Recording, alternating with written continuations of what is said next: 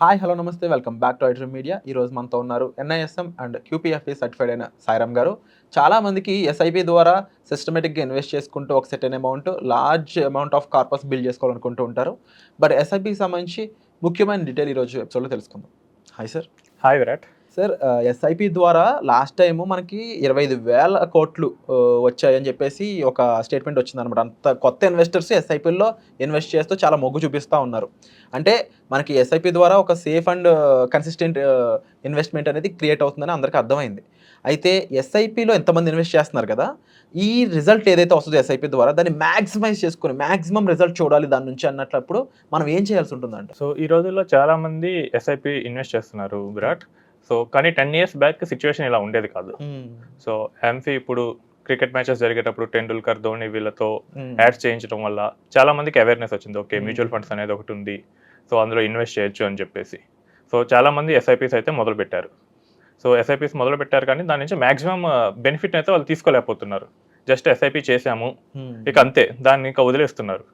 So ఈ రోజు మనం ఎస్ఐపి నుంచి మాక్సిమం రిజల్ట్ ఎస్ఐపి నుంచి ఎలా తీసుకోవాలనేది మనం చూద్దాం. ఎస్ఐపి చేసే వాళ్ళందరూ కూడా. సో ఇప్పుడు మనం 3 స్ట్రాటజీస్ చూద్దాం ఇందులో. ఓకే. సో ఫస్ట్ వచ్చేసరికి స్టెప్అప్ ఎస్ఐపి. ఓకే. సో చాలా మంది ఎస్ఐపి చేస్తారు, ఇక ఆ తర్వాత దాన్ని పట్టించుకోరు. అవును.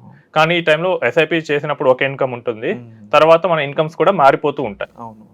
సో ఎప్పుడైతే మన ఇన్కమ్ కనుక పెరిగిందో సో అప్పుడే మనం ఎస్ఐపిని కూడా పెంచాలి. అంటే నేను ఒక 10,000 ఎస్ఐపి చేస్తున్నాను ప్రతి మంత్ అనుకున్నట్లయితే ఒక 1 year తర్వాత ఒక 1,000 పెంచాల్సి ఉంటుంది అంటారు. 1 year తర్వాత 1,000 అంటే మీరు 10% రూల్ చెప్తున్నారు. ఓకే. సో మనకి 10% ఎందుకు వచ్చిందంటే చాలా వరకు ఐటీ ఇండస్ట్రీస్లో వీటిలో యావరేజ్ హైక్ 10% ఉంటుంది. సో అందుకని చెప్పి 10% పెంచమంటున్నారు. బట్ అది అందరికీ వర్తించదు. సో ఒక సీనియర్ మేనేజ్మెంట్ లెవెల్ ఎంప్లాయీ ఉన్నారు, ఓకే.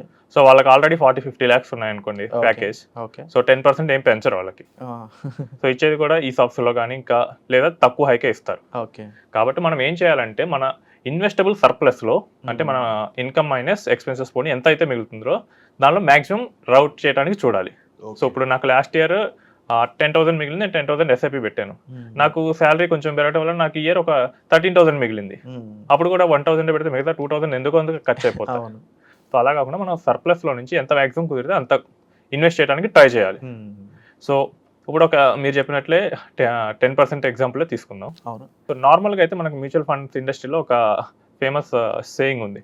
సో 15 years పాటు మీరు 15%తో రిటర్న్ వచ్చే ఇన్వెస్ట్మెంట్ ఫండ్లో కనుక మీరు 15,000 ఇన్వెస్ట్ చేస్తే మీకు 15 years తర్వాత 1 crore వస్తుంది.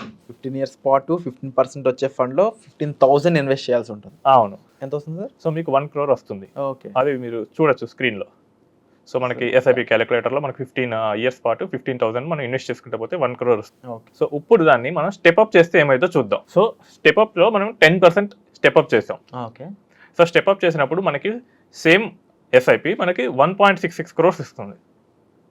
సో ఆల్మోస్ట్ 66% తేడా వస్తుంది జస్ట్ స్టెప్అప్తో. జస్ట్ స్టెప్అప్తో. సో ఇది 10% అనేది అందరికీ వర్తించదు, ఎందుకంటే జాబ్ షిఫ్ట్ కొట్టినప్పుడు 30-40% కూడా పెరుగుతుంది. అవును. సో కెరియర్లో అడ్వాన్స్గా స్టేజ్కి వెళ్ళేటప్పుడు ఇంకా పెరుగుతుంది. సాయిరామ్ గారు, ఇప్పుడు స్టెప్అప్ చేయడం వల్ల ఇంత 60% బెనిఫిట్ అనేది చూపిస్తున్నారు కదా, ఎక్స్ట్రా యాడెడ్ అడ్వాంటేజ్, ఇది ప్రతి ఫండ్కి కూడా వర్తిస్తుంది అంటారు? అవునండి, మనం చేస్తే ఏ ఇన్వెస్ట్మెంట్కైనా ఇది వర్తిస్తుంది. ఓకే. సో ఇక్కడ మనం సింపుల్గా ఏం చేస్తున్నాం అంటే మన ఇన్వెస్ట్మెంట్ వాల్యూని పెంచుతూ ఉన్నాం. సో కాబట్టి ఇక్కడ మనకి ఎక్కువ రిటర్న్స్ అనేది వస్తున్నాయి. సో రియల్ సినారియోస్లో ఏమవుతుందంటే ఇంతకన్నా ఎక్కువే డిఫరెన్స్ మనకు వస్తుంది. ఓకే. సో మనం స్టెప్అప్ చేసేటప్పుడు కొన్నిసార్లు ఆ టైంలో మార్కెట్ పడిపోవచ్చు. సో అప్పుడు ఇంకా మనకి ఎక్కువ రిటర్న్స్, ఎక్కువ వాల్యూమ్ రావచ్చు, ఇంకా ఎక్కువ రిటర్న్స్ వస్తాయి. సో లాంగ్ టర్మ్లో మనకి ఎలాగో పాజిటివ్ ఉంటుంది కాబట్టి మనం చేసే ఎర్లీ చేసే చిన్న చిన్న ఇన్వెస్ట్మెంట్స్ కూడా మనకి లాంగ్ రన్లో ఎక్కువ డిఫరెన్స్ చూడొచ్చు. సో ఇది ఒకటి స్టెప్అప్ స్ట్రాటజీ. రెండవది ఏంటంటే మనకి 1 year ఉంది. ఇయర్లో ఎస్ఐపి జనరల్గా మంత్లీ చేస్తుంటాం కాబట్టి 12 installments పే చేస్తాం. సో ఎక్స్ట్రాగా 13 installments పే చేయండి 12 బదులు. అంటే 1 yearలో ఇంకో ఎక్స్ట్రా ఇన్స్టాల్మెంట్ సేమ్ ఫండ్లో ఇన్వెస్ట్ చేయండి. సో మనకి అవైలబిలిటీ ఉంది. సో అవైలబిలిటీ ఉంటుంది. సో మీరు మీ మ్యూచువల్ ఫండ్ చూసుకునే యాప్లోకి వెళ్ళేసి మీరు సేమ్ ఫండ్లోకి మీరు ఎక్స్ట్రాగా ఇన్వెస్ట్ చేసేయచ్చు. ఓకే. సో ఇలా ఇన్వెస్ట్ చేస్తున్నప్పుడు ఏమవుతుందంటే మనకి ఒక 7-8% వరకు డిఫరెన్స్ వస్తుంది రిటర్న్లో. సో నార్మల్గా మీకు 15,000 సేమ్ ఇన్వెస్ట్ చేసుకుంటే వెళ్తే 1 crore వస్తే ఇక్కడ 1.7 to 1.8 crores జనరేట్ అవుతుంది. సో ఇక్కడ మనం చేసింది ఏం లేదు, ఎవ్రీ ఇయర్ ఒక ఎక్స్ట్రాగా ఒక ఇన్స్టాల్మెంట్ పే చేసాం. సో మీరు చెప్తున్నారు కదా ఎక్స్ట్రా ఒక ఈఎంఐలా పే చేయమని ఎస్ఐపి. అయితే ఇది ఏ టైంలో పే చేయడం వుడ్ బి గుడ్ అంటారు? మనకేంటంటే మార్కెట్ జనరల్గా ఎవ్రీ ఇయర్ 5% అనేది అట్లీస్ట్ కరెక్ట్ అవుతానే ఉంటుంది. సో ఆ టైంలో కనుక 5% కరెక్ట్ అయినప్పుడు పీక్ నుంచి మీ దగ్గర మనీ ఉంటే పెట్టేయండి. లేదు ఇంకొంచెం ఆప్టిమిస్టిక్గా చూస్తాను అంటే కనుక 10% వచ్చేస్తే ఇంకా బెటర్. ఇంకో డౌట్ సార్ నాకు ఇక్కడ, జస్ట్ ఒక ఎస్ఐపి అమౌంట్ పెట్టే ప్లేస్లో, ఎక్స్ట్రా ప్లేస్లో లంసమ్ అమౌంట్ ఉన్న పెట్టొచ్చా? ఇంకా ఇంకా ఎక్కువ ప్రాఫిట్స్ వస్తాయేమో కదా. సో ఇది టెక్నికల్లీ మీరు పెట్టింది లంసమే. సో ఎస్ఐపి అనేది మీకు ఆటోమేటిక్గా ఆటోపేతో కట్ అయిపోతూ ఉంటుంది. అవును. సో మనం ఎక్స్ట్రాగా పెట్టేది ఒక లంసమే. ఓకే. సో మనకి ఇంకా ఎక్కువ అమౌంట్ ఉంటే కనుక పెట్టొచ్చు.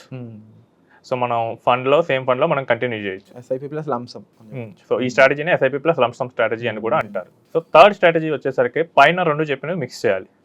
Okay. Step up plus 13th instalment. Okay. So ఈ స్ట్రాటజీలో ఏమవుతుందంటే, సో ఎవ్రీ ఇయర్ మనం ఇన్వెస్ట్మెంట్ చేస్తూనే ఉంటాం. సో నెక్స్ట్ మనకి హైక్స్ రాగానే లేదా ఇంకా ఎక్స్ట్రా అయినా ఇన్కమ్ రాగానే మనం మన ఎస్ఐపి అమౌంట్ని పెంచేస్తాం, స్టెప్ అప్ చేస్తాం. సో ఎప్పుడైతే మనం స్టెప్ అప్ చేస్తున్నామో మనం ఎక్స్ట్రా ఇన్స్టాల్మెంట్ని కూడా ఆ స్టెప్ అప్ అమౌంట్తో ఈక్వలెంట్గా మనం పెంచాలి. ఓకే. సో నేను ఇప్పుడు 15,000 చేస్తున్నాను, నెక్స్ట్ ఇయర్ నేను 20 చేశాను. ఆ ఇయర్ నాకు బోనస్ రావడం కానీ, లేదా ఏ జరిగినప్పుడు కానీ, లేదా నా ఒక బర్త్డే రోజు కానీ ఒక ఈవెంట్ పెట్టుకొని నేను ఆ 20,000 నాకు ఎక్స్ట్రాగా నేను ఇన్వెస్ట్ చేశాను. సో ఈ స్ట్రాటజీతో వెళ్తే మనకి 15 ఇయర్స్ తర్వాత 1.8 crores వస్తుంది. So normal SIP 1 crore generate చేస్తుంది, step up 1.66. So step up plus 13 months స్ట్రాటజీతో వెళ్తుంటే మనకి ఏమవుతుందంటే 1.8 crores వస్తుంది. సో చాలా మంది 1.8 crores అచీవ్ చేయగలిగిన వాళ్ళే. సో నార్మల్గా 10,000 పెట్టే వాళ్ళు కూడా వాళ్ళకి ఎక్స్ట్రాగా 10,000 ఉంటుంది, బట్ చాలా మంది వీటిని ఇగ్నోర్ చేస్తారు. సో ఇలాంటి చిన్న చిన్న మిస్టేక్స్ చేయకుండా ఉంటే కనుక మనం చాలా మంచి వెల్త్ క్రియేట్ చేసుకోవచ్చు. లైక్ మనం చేసే ఇన్వెస్ట్మెంట్కి ఒక 1% సెర్టెన్ పర్సెంట్ అనేది యాడ్ చేస్తే దానివల్ల వచ్చే బెనిఫిట్ మాత్రం ఒక 60% ఎక్స్ట్రా వస్తుంది. దట్ ఈస్ అమేజింగ్ అని చెప్పాలి. బికాజ్ చాలా మందికి రెగ్యులర్ ఇన్వెస్ట్మెంట్ చేయడం అలవాటు ఉంటుంది, కానీ ఇలాంటి చిన్న చిన్న టిప్స్ టెక్నిక్స్తో మనం ఇంకా ఎంతో అచీవ్ చేయొచ్చు అనే విషయాలు తెలిసి ఉండవు ఎక్కువ మందికి. అండ్ వండర్ఫుల్ ఇన్ఫర్మేషన్ ఇచ్చారు sir, thank you so much.